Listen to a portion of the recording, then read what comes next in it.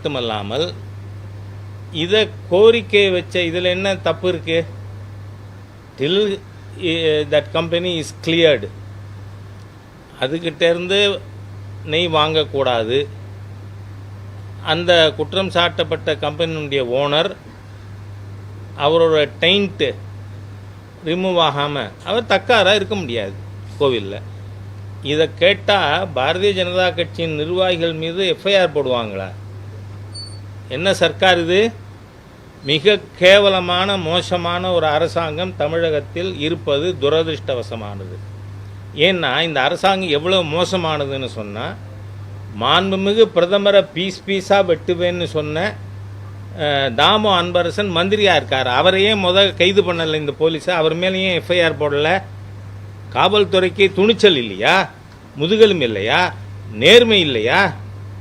மாண்புமிகு பிரதமரை பேசின ஒரு நபர் மந்திரியாக இருப்பாரா? அவரை மந்திரியாக அனுமதிக்கிறாருன்னா முதலமைச்சர், அவருக்கும் அந்த கூற்றோடு உடன்பாடு இருக்கா? கொஸ்டின்ஸ் வருது இல்லை? மாண்புமிகு பிரதமரை பீஸாக வெட்டுவேன்னு சொன்ன நபரை இவர் மந்திரி சபையில் வச்சுக்கலாமா? அப்படி இருக்கிற ஒரு அரசாங்கம் யாரை மிரட்டுறதுக்காக பாரதிய ஜனதா கட்சி நிர்வாகியை மிரட்டணும்னா நோ நான்சென்ஸ். இதில் தலையிடுவது வன்மையாக கண்டிக்கத்தக்கது. அவர் கேட்டிருக்கிற கோரிக்கை நியாயமானது. அவர்கள் சாதாரண பிஜேபி ஆர்டினரி ஒர்க்கர்ஸ்னால் மிரட்டுவாங்களான்னு இந்த போலீஸு பொய் கேஸ் போடுவாங்களா? நீங்கள் கைது பண்ண வேண்டியது நாளைக்கு மத்திய அரசாங்கம் ரிப்போர்ட் வரும், யாரை கைது பண்ண வேண்டியிருக்குங்கிறத நம்ம பார்க்கலாம். ஆனால் அதுக்காக பாரதிய ஜனதா கட்சி ஒர்க்கர்ஸ் மீது கேஸ் போட்டது தப்பு. ரெண்டாவது, இது சட்டத்துக்கு புறம்பாகவே செயல்படுற ஒரு சர்க்கார். காரணம், சென்ற ஆண்டே நீண்ட நீதிமன்ற போராட்டத்திற்கு பிறகு ஆர்எஸ்எஸ்னுடைய பதசஞ்சலனுக்கு பேரணிக்கு அனுமதி நீதிமன்றம், உச்ச நீதிமன்றம் கொடுத்துருக்கு. After a long procedure. திருப்பி இந்த வருஷத்துக்கு அனுமதி மறுக்கிறாங்க. என்ன காட்டாட்சி நடக்குதா இல்லை ஜனநாயக ஆட்சி நடக்கிறதா? ஆகவே இந்த ஹிந்து விரோத தீய அரசு it should realise it's limitations. உங்கள் மந்திரி சபையில் மந்திரியாக இருக்கிற நபர் பல மாநில அரசுகளால் பல மாநில நீதிமன்றங்களில் வழக்கு சந்தித்து கொண்டிருக்கார். யார்? உதயநிதி ஸ்டாலின். சனாதன ஹிந்து தர்மத்தை என்னவோ டெங்கு கொசு மலேரியா கொசு மாதிரியே அழிச்சுடுவேன்னு பேசின ஒரு நபர். அப்போ உச்ச நீதிமன்றம் கண்டிச்சிருக்கு. அந்த மாதிரி தொடர்ந்து கண்டனங்களுக்கு உள்ளாகின்ற சட்டவிரோத செயல்பாடுகளில் ஈடுபடுகின்ற ஒரு அரசாங்கம் ஆர்எஸ்எஸ்னுடைய பதசஞ்சலனுக்கு அனுமதி மறுத்திருப்பது வன்மையாக கண்டிக்கத்தக்கது. இந்த அரசு தன்னை திருத்தி கொள்ள வேண்டும் என பாரதிய ஜனதா கட்சி கேட்டுக்கொள்கிறது. மூணாவதாக, திருப்பியும் இந்து கோவில்களுடைய பணத்தை சூறையாடி கொண்டிருக்கின்ற ஒரு இலாக்கா ஹிந்து சமய அறநிலைத்துறை. நான் லாஸ்ட் மந்த் பழனிக்கு போயிருந்தேன். பழனியில் இன்றைக்கி பார்த்தீங்கன்னா பல கோடிக்கணக்கான ரூபாய்க்கு ஏற்கனவே நல்லா இருக்கிற காம்பவுண்டு வாலை இடித்து கட்டுறாங்க. பழைய காம்பவுண்டு வால் உறுதியாக இருக்குது, எந்த சேதாரமும் இல்லாமல். ஆனால் இப்போ கட்டுறது வெறும் ஜாலி வச்சு கட்டுறாங்க. பலவீனமான கட்டுமானம். இது எதுக்காக? சிவில் கன்ஸ்ட்ரக்ஷன்னா 40-50% வீட்டுக்கு கொண்டு வைக்கலாம். கோவில் பணத்தை வீட்டுக்கு கொண்டு போகிறதுக்காக நல்லா இருக்கிற காம்பவுண்டு வாலை இடித்து கட்டக்கூடிய ஒரு செயல்பாட்டில் இந்து சமய அறநிலைத்துறை ஈடுபட்டு வருது. ஆகவே கோவில் பணத்தை நாசம் பண்ணுறதுக்கு, ஏன்னா இங்கே சென்னையில் மயிலாப்பூர் கோவில் பணத்தில் இவங்க ஒரு ஹோட்டல் கட்டினாங்க. அந்த ஹோட்டல் இருக்கா? இப்போ அந்த ஹோட்டல் கட்டுமானம் பலவீனமானதுன்னு இடிச்சிட்டாங்க. அந்த செலவு பண்ண பணம் யார் கொடுப்பார்? அறநிலைத்துறை அமைச்சர் வீட்டிலேருந்து கொடுப்பாரா? இந்துக்களோட கோவில் பணத்தை இந்த மாதிரி நாசப்படுத்துறதுக்கு இவர்கள் யார்? அதே மாதிரியாக தனியார் நிர்வாகத்தில் இருக்கிற கோவில்கள் தான் உள்ளபடி நல்லா இருக்குது. ஆனால் அதன் மீது அவதூறு பரப்பு என்ற விதத்தில் தமிழக அரசும் இந்து சமய அறநிலைத்துறையுமே செயல்பட்டு கொண்டு இருக்குது. நீங்கள் பார்த்தீங்கன்னா இப்போ 2 நாளைக்கு முன்னாடி நீதிமன்றத்தில் ஒரு வழக்கு போட்டிருக்கு அறநிலைத்துறை. சிதம்பரத்தில் சபாநாயகர் கோவிலுக்கு இவங்களுக்கு எப்போவுமே பெரிய ஐசோர் கண் உறுத்தர் தான் அந்த கோவில்.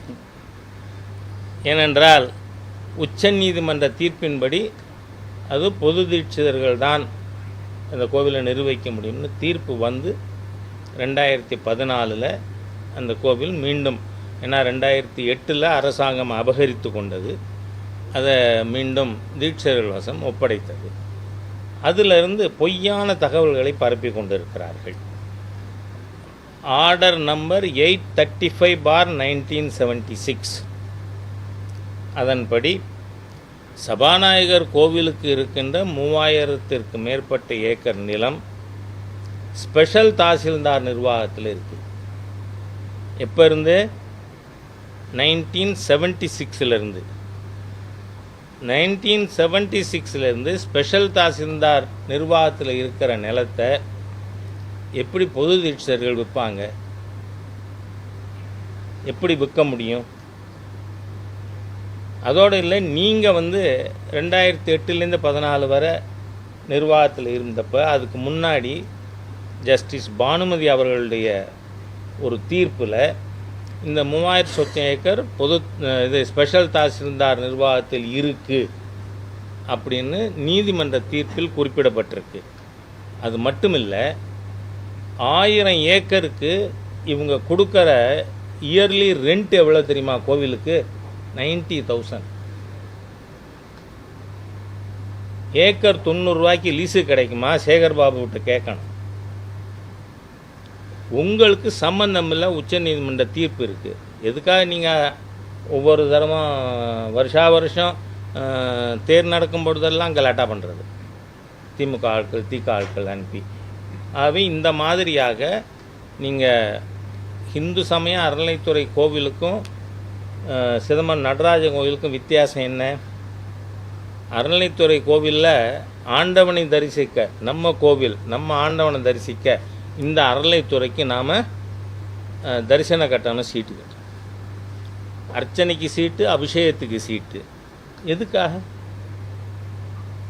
ஆண்டவனை தரிசிக்க எதுக்கு காசு கொடுக்கறது இந்துக்கள்? அந்த காசு எதுக்கு? இந்த அறநிலைத்துறை அதிகாரிகள் யார் கடமை தவறியவர்கள்? கடமை தவறிய ராஜா சொல்லலை. 7/6/2021 சுவோமோட்டோ ஜட்ஜ்மெண்ட்டில் ஜஸ்டிஸ் மகாதேவன் அவர்களும் ஜஸ்டிஸ் ஆதிகேசவுல் அவர்களும் ஜட்ஜ்மெண்ட்டில் சொல்லியிருக்காங்க, ஆல் தி ஜேசிஸ் are in direction of duties expected of them under section 77, 78 and 79 of HRNC act. ஏன்னா அதன்படி கோவில் நிலங்களை பாதுகாக்கிறதுக்கான, ஆக்கிரமிப்புகளை நீக்குவதற்கான ப்ரொவிஷன்ஸ் அதை இவங்க செய்யலைன்னு ஆல் தி ஜேசிஸ் ஆர் இன் டிரெக்ஷன் ஆஃப் டியூட்டிஸ்ன்ற வார்த்தை ஜட்ஜு பயன்படுத்தியிருக்கார்.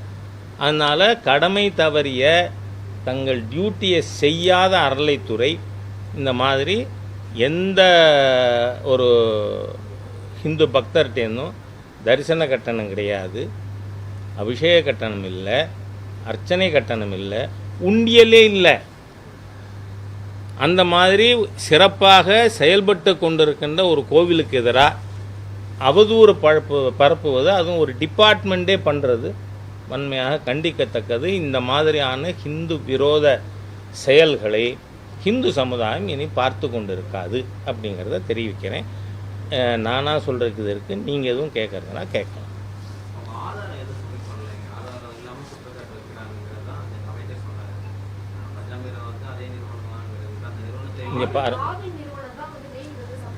இங்கே பாருங்கள், அவர் சப்ளை பண்ணியிருக்கார். 1. 2வது டெயின்டட் பர்சன், இப்போ குற்றம் சாட்டப்பட்டவர், அவர் கோவில் தக்காராக இருக்கக்கூடாது. புரியுதா? நீங்கள் அவர் யார் யார்கிட்ட வாங்கியிருக்காங்க அப்படி தான் இந்த திருப்பதி கோவிலுக்கே அவங்க நாங்கள் 4 லோடு தான் அனுப்பிச்சோங்கிறாங்க. என்ன, 1 லோடு அனுப்பிச்சாலும் அதில் மிருக கொழுப்பு இருக்குன்னா அது மோசமான கிரிமினல் ஆக்ட் தானே. அப்போது அந்த குற்றச்சாட்டிலிருந்து அவர் விடுதலையாகும் வரை அவர் பழனி கோவிலுக்கு தக்காராக இருக்கிறது முறையல்ல. அவர்கிட்டேருந்து நான் இப்போ என்ன இது வரைக்கும் என்ன வாங்கியிருக்காங்கன்னு உங்கள்கிட்ட சொல்லலை. நான் சொல்லும் பொழுதே ரொம்ப ஜாக்கிரதையாக சொல்லியிருக்கேன். அதிலிருந்து எந்த கோவிலுக்கும் தமிழகத்தில் நெய் வாங்கக்கூடாதுன்னு என் கோரிக்கை, டிமாண்டு. என்ன சொல்.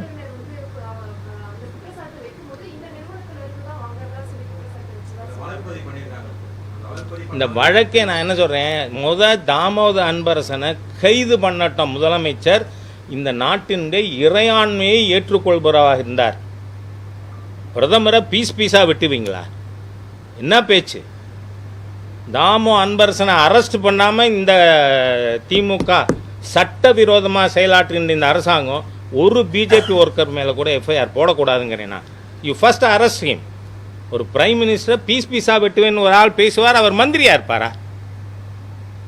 எவ்வளோ மோசமான ஒரு அரசாங்கம் இது! இந்திய இறையாண்மைக்கு விரோதமாக செயல்படுறவர் தமிழக முதலமைச்சர். ஐ சார்ஜ் ஹிம். எப்படி தாமோ அன்பரசனை உங்கள் மினிஸ்ட்ரியில் சேர்த்துருக்கீங்க? எக்ஸ்பிளைன். இது அரசாங்கமா? பேய்கள் ஆட்சி செய்தால் பிணந்தென்னும் சாத்திரங்கள். அந்த மாதிரி ஒரு ஆட்சி இது, காட்டாட்சி. நீங்கள் உங்கள் இஷ்டத்துக்கு எஃப்ஐஆர் போடுவீங்களா? போலீஸ் உங்கள் கையில் இருக்குனால போலீஸ் கரவேட்டி கட்டல், அவ்வளோதான். அவங்க யூனிஃபார்ம் கருப்பு சிவப்பாக மாறி போச்சோன்னு எனக்கு சந்தேகம் வரும். அதனால் இது தவறான அரசாங்கம். நீங்கள் அந்த எஃப்ஐஆர் போட்டதை வன்மையாக கண்டிக்கிறேன். You will have to face the consequences. நடக்காது. பிஜேபி ஒர்க்கர்ஸ்னால் இன்டிமிடேட் பண்ணுவீங்களா? அதெல்லாம் நீங்கள் அவரை போட்டதே அவர் பின்னணி மோசமானது, ஹிந்து விரோதம் நினச்சி போட்டிங்களோன்னு இப்போ சந்தேகம் வருதில்லை எனக்கு. ஏன்னா திருப்பதி கோவிலில் உலகம் பூரா இருக்கக்கூடிய கோடிக்கணக்கான பக்தர்களோட ஒரு தெய்வத்தை, அந்த கோவில் புனிதத்தை கெடுக்கிற மாதிரியா? ஏன் பிளைன் கேள்வி மாண்பு முதலமைச்சர் சந்திரபாபு நாயுடு கேட்டதே. இப்போ நீங்கள் யாராவது ரெகுலராக மார்க்கெட்டில் நெய் வாங்குறீங்களா? ஏம்மா உங்கள் வீட்டுக்கு நீங்கள் நெய் வாங்குறீங்களா? என் வீட்டுக்கு நான் வாங்குகிறேன். அரை கிலோ நெய் 370 380 ரூபா. அப்போது 1 கிலோ நெய் 760 to 780. 300 ரூபாய்க்கு எப்படி சப்ளை பண்ணுறேன்னு கேட்க வேண்டாமா ஜெகமோகன்? நெய் 300 ரூபாய்க்கு 1 கிலோ ப்ரொடியூஸ் பண்ண முடியுமா? பண்ணுறதுன்னா அப்போ அந்த நெய் பியூர் நெய்யா? பகவானுக்கு பிரசாதம் தயார் பண்ணுறது பக்தர்கள் நம்பிக்கையை புண்படுத்துறதுக்கு இப்படி செய்யலாமா? அதனால் இதில் டிஃபெண்ட் பண்ணுறதுக்கே வேலை இல்லை. உடனடியாக காவல்துறைக்கு சொல்கிறேன்னா யூ கேன்சல் தி எஃப்ஐஆர். கேட்டதில் எந்த தப்பும் இல்லை. நான் அவங்களோட ட்வீட்டே பார்த்துட்டேன். என்ன தப்பு இருக்குது? இன்றைக்கு குற்றச்சாட்டுக்கு உள்ளாக இருக்கின்ற ஒரு நபர், இன்றைக்கி அந்த நபர் ராஜசேகரோ அல்லது ஏஆர் ஃபுட்ஸா, அது பேரை சொன்னாலே ஹிந்துக்களுக்கு உள்ளம் கொதிக்கிற மாதிரியான பேராக இருக்குல்ல, இம்மிடியேட்டாக ரிமூவ் பண்ணுங்கள். அவங்க கோர்ட்டில் அக்யூட் ஆனால் ரீஇன்ஸ்டேட் பண்ணிக்கலாம். நான் ஒன்றும் என்னோடய டிமாண்ட் அன்ஜஸ்டிஃபைபிள்னு சொல்ல முடியுமா? இல்லை. Till they are cleared from the court, அவங்களுக்கு அந்த கம்பெனிலேருந்து வாங்கக்கூடாது. அந்த நபர் பழனி கோவிலுக்கு தக்காரா இருக்கக்கூடாது. எது எதை? என்னோட சிம்பிள் கோஸ், சேகர் பாபு க்ரானிக் லயர். என்ன, நான் உங்களுக்கு யூ கேன் ஈவன் இன்வெஸ்டிகேட்டிவ் ஜேர்னலிசத்துக்கு ஒரு சப்ஜெக்ட் மேட்டராக கூட எடுத்துக்கோங்க. அரசாங்கம் என்ன சொல்லியிருக்கு அதனுடைய கொள்கை விளக்க குறிப்பில், தமிழகத்தில் ஹிந்து சமய அறநிலைத்துறை கோவில்களுக்கு, நான் சொல்கிறேன் அறநிலைத்துறைக்கு ஒரு பிட்டு லேண்டு கூட அறநிலைத்துறைக்கு சொந்தம் இல்லை. இதுவே தப்பாக என்னவோ இவங்களுக்கு சொந்தம் நினச்சின்னு இருக்காங்க. கோவிலுக்கு நம்முடைய முன்னோர்கள் எழுதி வைத்த நிலம், அதை பராமரிக்க இவங்களுக்கு துப்பு இல்லை. நிறைய இஷ்யூஸ் இருக்குது. நான் திராவிட முன்னேற்றக் கழகத்தினுடைய முன்னாள் அமைச்சர் பொங்கலூர் பழனிசாமி அவர் நடத்துகிற கலைஞர் கருணாநிதி இன்ஜினியரிங் காலேஜில் சிதம்பரம் நடராஜர் கோவிலுக்கும் திருவண்ணாமலை அருணாச்சலேஸ்வரர் கோவிலுக்கும் வில்வ பூஜைக்காக எழுதி வைத்த அறக்கட்டல் நிலம் 9 ஏக்கரை ஆக்கிரமிச்சிருக்கார்.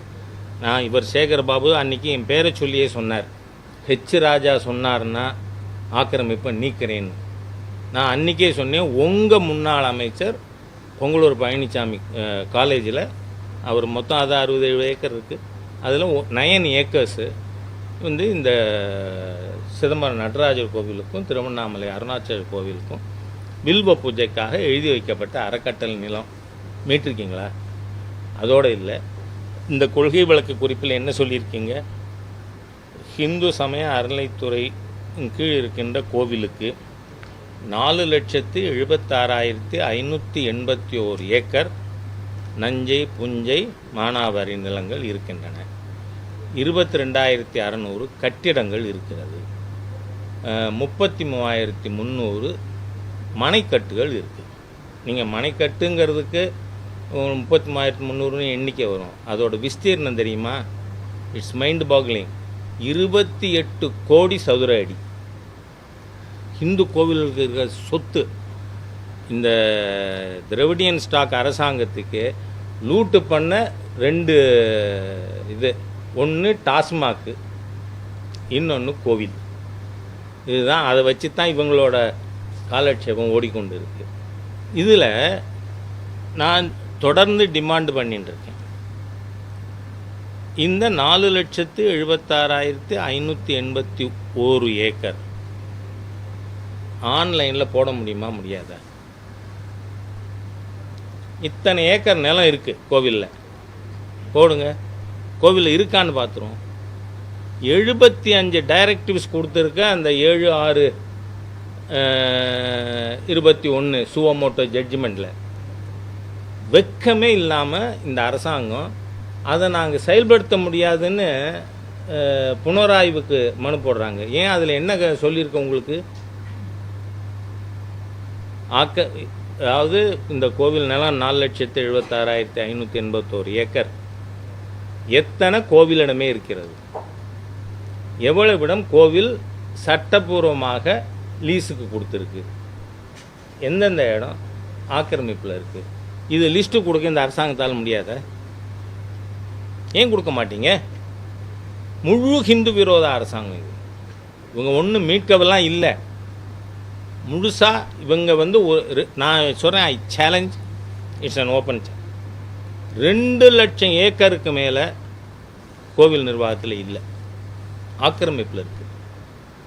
அதுக்கு என்ன பண்ணியிருக்காங்க?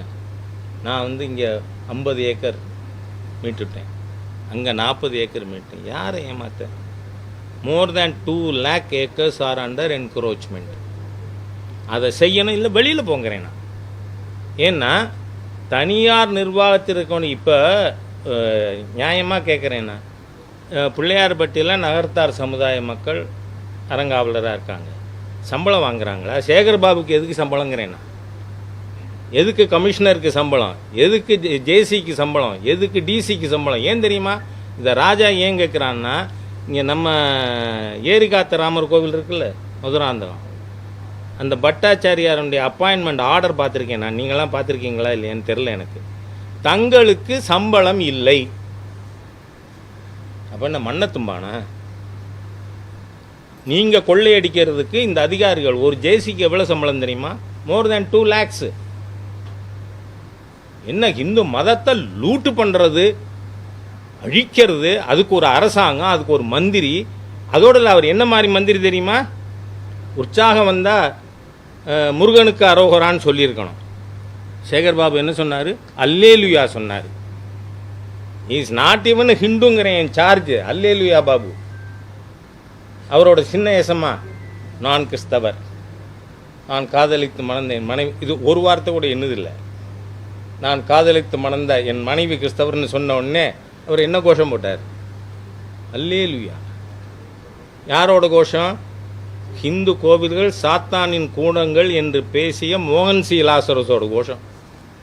அதனால் இந்த அரசாங்கம் முழுக்க முழுக்க ஹிந்து விரோத தீய அரசு, கோவில்களை அழிக்க நினைக்கின்ற ஒரு அரசாங்கம். நான் பழனியில் நேராக பார்த்தேன், நல்ல கான்கிரீட் வால், அதை இடிச்சுவிட்டு நீங்கள் கட்டுறது வெறும் ஜாலி வச்சு கோவில் பணத்தை கொள்ளை அடிக்கிறதா? அதனால் நான் சொல்கிறேன், நியாயமான கோரிக்கை. இந்த AR foods and dairy products அந்த கம்பெனிக்கு எதிராக குற்றச்சாட்டு வந்திருக்கு. அது அரசு லெபார்டரியில் டெஸ்ட் பண்ணதுக்கப்புறம் அந்த குற்றச்சாட்டு சொல்லப்பட்டிருக்கு. அதனால் அவர் அந்த கம்பெனியிலேருந்து எந்த கோவிலுக்கும் வாங்கக்கூடாது நெய். ரெண்டாவது, அந்த நபர் கோவிலுக்கு தக்காரா இருக்க முடியாது. Let him be cleared of the charges, அதுக்கப்புறம் பார்க்கலாம். ஓகே.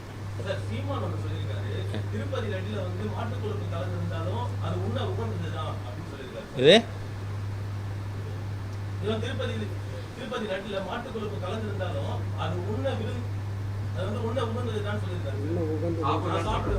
நான் சொல்கிறேன், இந்த மாதிரி முட்டாள்கள் அவர் எப்போவுமே இப்படி பேசி பழக்கம் உள்ளவர். ஏன்னா அவரோட ரொம்ப பாப்புலர் ஸ்டேட்மெண்ட்டு, அப்பத்தாக்கு வரி அம்பானிக்கு வரி. எவ்வளவு முட்டாள்தனமான ஒரு ஸ்டேட்மெண்ட் அது. ஏன்னா பெட்ரோலியம் ப்ராடக்ட்ஸுக்கு வரி இல்லையா? இருக்குது, ஜிஎஸ்டியில் இல்லை. ஸ்டேட் கவர்மெண்ட் அதுக்கு சென்ட்ரல் எக்ஸைஸும் இருக்குது, ஸ்டேட் எக்ஸைஸும் இருக்குது. ஆனால் இவரோட ஸ்டேட்மெண்ட் என்ன?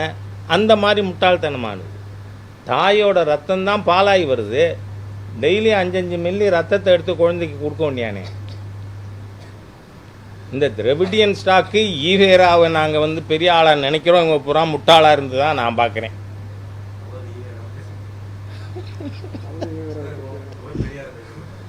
அது சரி, ஒரு காலத்தில் பேசினார், எனக்கே தெரியும். எது? இந்த குற்றச்சாட்டில் ஈடுபட்டவர்கள் எல்லாம் உச்சபட்ச தண்டனைக்கு உரியவர்கள். என்ன அதனால் நம்புகிற மாதிரியாக தானே இருக்குது. 800 ரூபாய் வெளியில் மார்க்கெட் ரேட் இருக்கிற நெய்யை நான் 300 ரூபாய்க்கு தரேன்னு ஒருத்தன் வாங்கியிருக்கான், கான்ட்ராக்ட் எடுத்திருக்கான்னா. குவாலிட்டி ஸ்பெசிஃபிகேஷன் இல்லாமல் கான்ட்ராக்டும் கொடுக்கக்கூடாதுங்க. நான் இம்பார்ஷியலாக சொல்கிறேன்.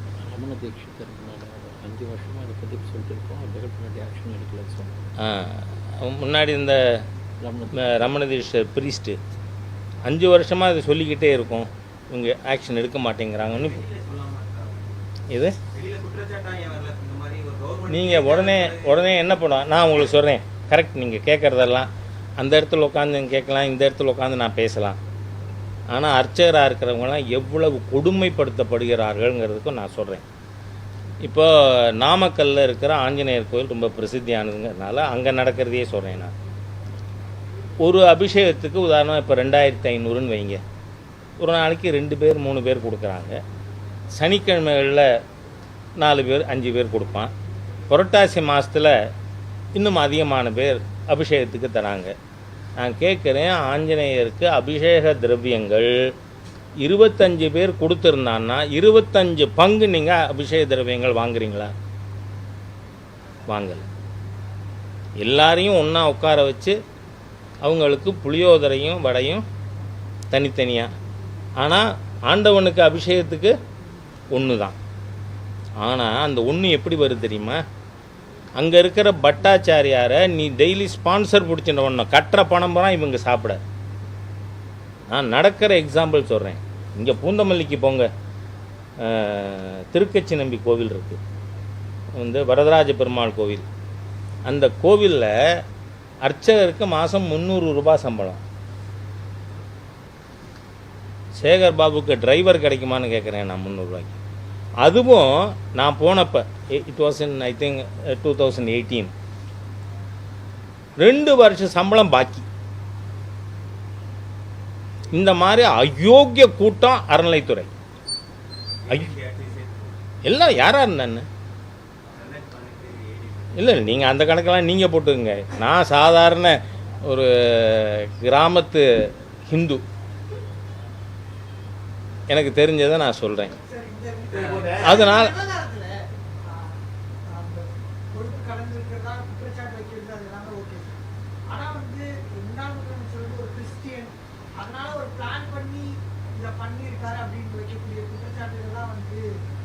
ரொம்ப வருத்தமாக இருக்குல்ல உங்களுக்கு? இல்லை நான் சொல்லிடுறேன். இல்லை காரணத்தை சொல்லிடுறேன். ஏன்னா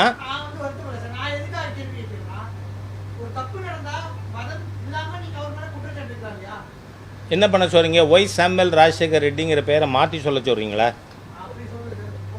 இல்லை, அவர் என்ன சொன்னார்? இருங்க சார், பின்னணி தெரியாமல் எங்கிட்ட ராஜாட்ட கேள்வி கேட்கக்கூடாது. அதாவது ஒய் சாமுவேல் ராஜசேகர் ரெட்டி, அவருக்கு பேரே திருப்பதி வெங்கடசாமிக்கு என்ன பேர்? ஏழுமலையான்னு பேர். ஆனால் சாமுவேல் ராஜசேகர் ரெட்டி என்ன சொன்னார்? 2 மலை தான் அவருக்கு சொந்தம், அதனால் மீதி 5 மலையில் சிலுவையெல்லாம் பிளான்ட் பண்ணலான்னு சொன்னாரா சொல்லலையா? பண்ணினாங்களா பண்ணலையா? அப்போ மத ரீதியாக ஆட்சி நடந்துதா நடக்கலையா? அதை ஏன் சொல்லக்கூடாது? நீங்கள் மத ரீதியாக மத வெறியோடு ஒரு ஆட்சி செயல்படும், ஒரு முதலமைச்சராக இருந்தவர் செயல்படுவார். அவர் குடும்பங்கள் நேத்திக்கு அவங்களுடைய மனைவி சொல்லியிருக்காங்க, நாங்கள் கிறிஸ்தவர்கள் தான், ஆனால் நாங்கள் எப்படியே உங்களையும் என்னையும் ஏமாற்ற, நான் உங்களையும் பேர் என்னன்னு கேட்கல, இருந்தாலும் சொல்கிறேன், உங்களையும் என்னையும் ஏமாற்ற கோயிலுக்கு போகிறேங்கிறாங்க. அதனால் நடந்ததை சொல்கிறதுல தப்பில்லை.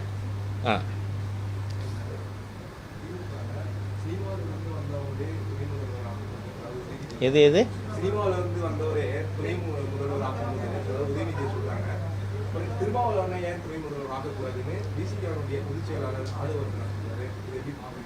நான் இதை பார்க்குறதுக்கு ஒன்றும் இல்லை. நல்ல விஷயங்கள் நடந்து கொண்டிருக்கு, நடக்கட்டும். Let it go to logical end. நிலங்கள் பற்றி ஒரு குற்றச்சாட்டு இந்து சமய அறநிலையத்துறை வந்து நிலங்களை வந்து மீட்கவே இல்லைன்னு ஒரு குற்றச்சாட்டு புக்கு போட்டிருக்காங்க. இந்து சமய அறநிலையத்துறை சார்பா எவ்வளோ கடந்த வருடம் வந்து எவ்வளோ நிலங்கள் மீட்கப்பட்டிருக்குங்கிற புக்கு போட்டிருக்காங்க. அந்த புக்கை பார்த்துட்டு நீங்கள் படிக்கிறீங்களா? ஏன்னா அந்த பொய் கணக்கு சொல்கிறதுனால கேட்குறேன். இல்லை, நான் சொல்கிறது இப்போ வடபழனியில் கூட அவங்க மீட்டதாக சொன்னாங்க.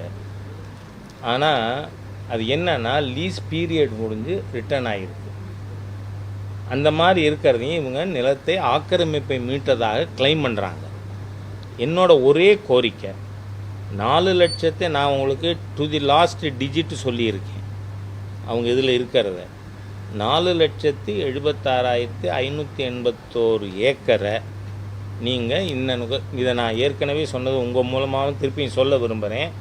நீங்கள் அதை மாத்திரம் சொல்லிட்டீங்கன்னா உலகம் பூரா பிச்சை எடுத்து அந்த இடத்துக்கு வேலி போட்டு தர வேண்டியது என் வேலை. சேகர் பாபு அப்பா விட்டு நிலம்னா அவர் வந்து வேலி போடாமல் வச்சுருப்பாரா? இல்லை கமிஷனரோட ஹெரிடிட்ரி ப்ராப்பர்ட்டி வேலி போடாமல் இருப்பாரா? ஏன் சார் போடுறதில்ல?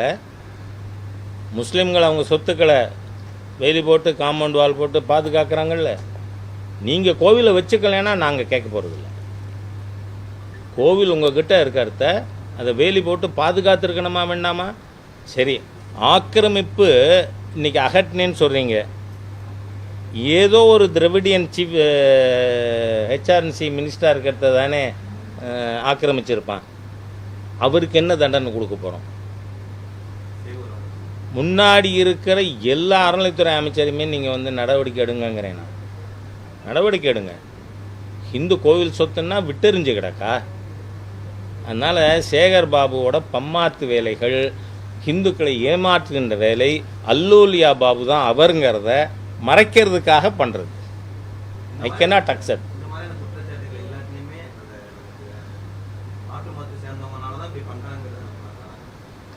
சார் மதம் மாற்றம் ஏன் சார் பண்ணணும்?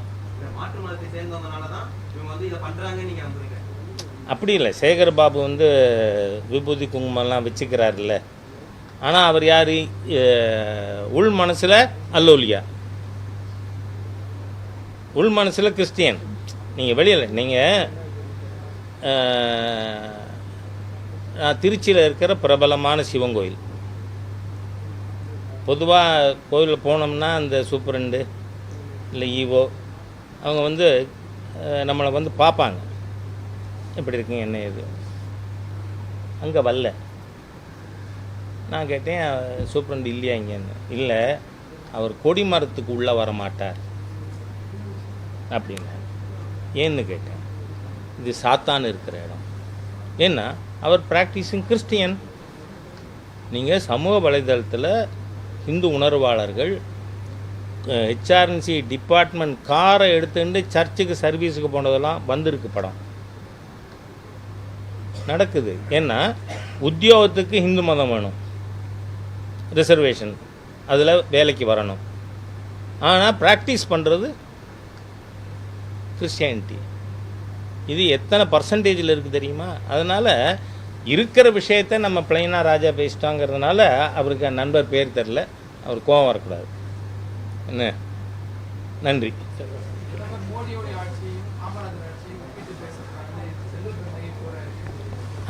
ரொம்ப நல்ல கேள்வி கேட்டீங்க. அவர் பேர் என்ன? செல்வ பெருந்தொகை. நிறைய பணம் சேர்த்துட்டாருன்னா சார், ஒரு பேங்கோட கிளாஸ் 4 எம்ப்ளாயி, முன்னாள் class 4 employee of a bank தானே. இவ்வளோ சொத்துக்கள் எங்கே வந்தது? லண்டனில் இருக்கிற எஜுகேஷன் இன்ஸ்டிடியூஷனுக்கு அவரோட மனைவி டைரக்டராக இருந்தாங்களா இல்லையா? On his own volition he admitted. அவர் காமராஜர் பற்றி அவர் பேசலாமா?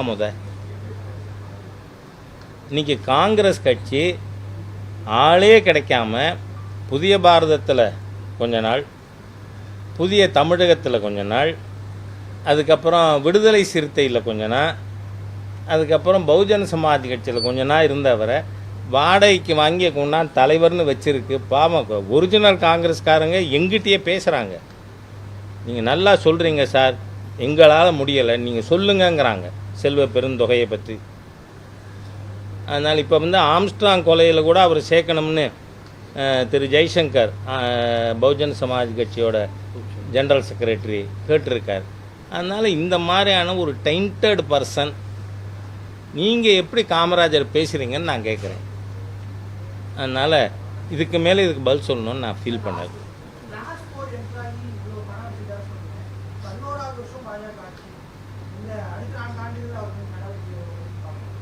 இது இல்லை, நண்பர் ஆக்டர் பாண்டியனோட கொலை வழக்குலையும் அவர் தான் A1 அக்யூஸ்டு.